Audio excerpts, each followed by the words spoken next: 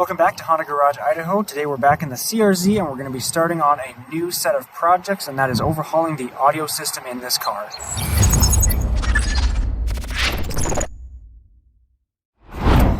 So my CRZ is an EX model with factory navigation as seen here, although the actual stereo is completely missing. It had been removed before I bought the car. The factory amplifier back here also has been removed and the wiring has actually been cut. Clearly there was a modified system in here at some point. I've got wires running all over the place. This wacky thing hanging down under my driver's side dash. Rear speaker harnesses cut, speakers gone, grills missing. And factory subwoofer removed and missing as well. So we're basically starting from the ground up. Got a lot of work to do and I'm not 100% sure where all I'm going to go with yet. This may even be split into kind of a multi-video series depending on how much work ends up going into it. But today we're going to start by looking at removing almost all my interior stuff, getting all the old wiring out of the way, figuring out exactly what I need to do to start rebuilding this system and get something really nice set up in here. So for this video, we're going to start by just gutting the interior, pulling out the rest of the leftovers from the previous owner. I already took the subwoofer power wire out when I did my engine swap, but we still got lots of other miscellaneous wiring things left over. I'm going to try to reconnect the wiring on the back of my amp plugs. I might even use just a factory amp. I don't want to go too crazy in here with the speakers, at least to start. And you know, I like to keep things OEM plus, fully reversible, you know, using stock connectors and easy to switch up without hacking into or modifying a harness. For the door harnesses, I've also picked up some speaker pigtails to solder back onto the factory harnesses here. I'm going to, of course, be using adapters to aftermarket speakers anyway, but again, just want to keep the OEM plugs on there if anybody in the future wants to reverse it, including myself or whatever. So we'll be throwing those on too. And our rear speakers are pretty easy to access. These front grills pop off, and I did buy replacements for those. We'll throw some aftermarket speakers in here with brackets once the wiring's done. Now for this side though, I have a little bit more in mind. You see also as a part of the K-swap process, somebody shredded up this whole panel on the driver's side of my vehicle. It's split into a lot of different parts. And the factory subwoofer cover was already broken off when I bought the car. All the screw mounts are broken off, so this whole piece needs to be replaced regardless. It's kind of in shambles. But one of the plus sides of the K-swap is that I was left with this big compartment down here where the hybrid battery used to be that is currently doing nothing. So I think I want to build a custom sub enclosure down here to fill this space. And what I'm going to do is use the side trim from a base model CRZ that did not have a factory sub back here to give myself a little bit more space in the trunk and matching on both sides, a nice clean look. Because we are using the base model interior trim that has a different shape on the back here, I also had to pick up a different cover for the trunk area, the spare tire. The factory CRZ one has a big cutout right here where the sub is. But I picked up a replacement of those that will fill in the gaps, and if you are having a hard time finding one, the second gen fit trunk will also work. So not the side trim, but this spare tire cover is the same exact shape and size. So if you're having trouble finding one, pick one of those up. Okay, so that's about the gist of the audio project so far, at least as much as I've thought through of it. So let's go ahead and get started pulling out all the interior panels, all the old wiring, and get everything down to bare bones so we can start from a fresh, clean slate.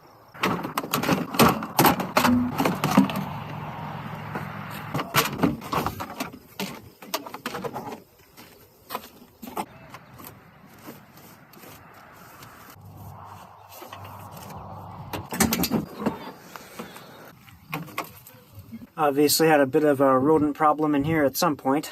The classic multi-self-tapping screw ground method. And unfortunately, it looks like my rear cloth has been cut and ripped up quite a lot to get whatever was in here before in or out. So we'll have to do something about that sometime. Do let me know as well if you're interested in seeing a more detailed step-by-step breakdown of how the interior comes apart. I think it'd be great to do a video on removing the seats, the floor, the trim, taking out every single thing in more detail. So skipping ahead a bit, I've got all the interior removed here down to the carpet. Still have the wires to pull out. I've got these little crossover units here. So I'm going to have to go hunting behind the dash to fully disconnect this stuff, I think. But again, I'm going to kind of skip past that since it's just removing what the old owner left behind, and then we can actually get into putting the new stuff in here. Factory tweeters pulled out. Here's the ones that were hot glued in their place. Okay, got this crossover and tweeter pulled out, and our wiring repaired here. Tweeter harness for the other side patched up. Alright, got our connections for the amp plug put back together as best I can, so I'm going to seal this up with some tape and get that hooked back up. Now, I feel I should make it clear that I am not an expert in car audio. All the stuff that I'm doing here, the sound deadening, the speakers and everything, all of these are choices that I've made based on my own bits of research and kind of my own budget constraints. I'm not going for a super high-grade premium audio system because that's just not something I'm very knowledgeable about. So that's why this video is intended more as a show of what I'm doing rather than a step-by-step DIY guide of what you should do, because I just don't have the experience and knowledge to say what a good audio system is or tell you what the best setup is for a CRZ. I just don't know. So this is just a personal system that I feel comfortable with budget-wise and performance-wise. I think it's going to sound good enough for me. For example, that's why I'm going to reuse the stock amplifier. I just don't feel like I can justify doing a whole aftermarket amplifier system for the rest of the speakers. So we're going to run with what I have so far, and let's keep moving with the interior. The speaker grills inside the trunk can be removed fairly easily by looking around the edge for these little divots here and just prying up with a plastic pry tool. Those are just held in with 4 plastic clips.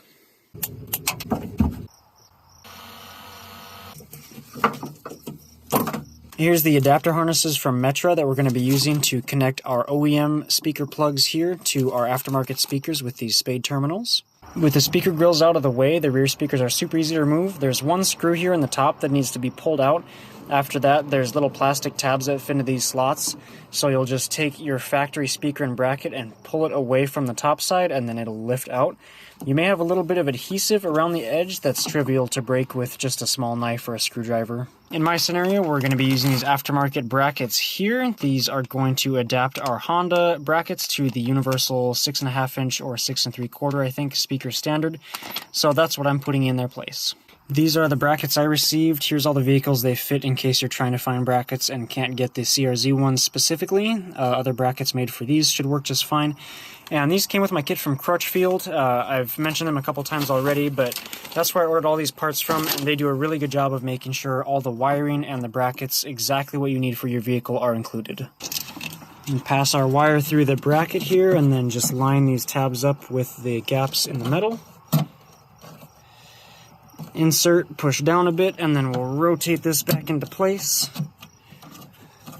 And now we can insert our included top screws here. I ended up going with these kicker speakers, threw them in the brackets here, tossed a bunch of screws in just the size I had. These did not come with any, but I did get them as a good deal in open box, so that's alright.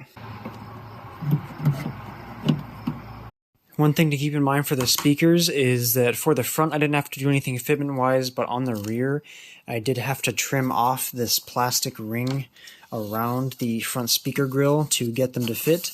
And that's with 6.5 inch speakers, so you'd have to do the same for 3 1/4, I'm sure. Okay, with those in, let's move on to the fronts. Front speaker is basically the same thing. We're using another pair of those kicker speakers, the same adapter brackets and wiring harnesses to install in the factory location. Wires hard crimped together. Looks like I've got some more pigtails to add. Yeah, it looks like this trim ring for the aftermarket speakers that were in here was literally just held in with the Dynamat adhesive and a couple wood screws sent right in through the door.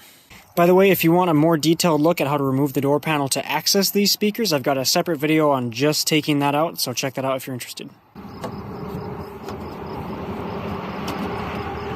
Now, interestingly, unlike the rear speaker brackets, these front ones still slot in the bottom the same, but rather than having a threaded location for this screw that goes through the top, there's just an open rectangle here, and I'm not sure if the factory ones have like a plastic nut that is supposed to be there or something, but I'm going to just find a nut and washer that I can put on the back of this and just feed it straight through like that.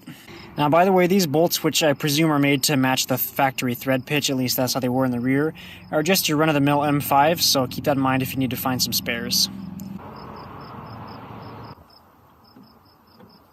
So in total, here's the extra junk I ended up pulling out. With all that junk out of the way and our 4 front speakers installed, and one final pass with the shop vac to make sure this is nice and clean and dry, I'm going to start throwing in my Kilmat and wrap it up for this video. Now I did also order some Kilmat sound deadening material, so that will help reduce the exhaust noise and the vibration noise inside the cabin, give it a little quieter ride. So I'm going to start laying that down inside before we reinstall the new carpet.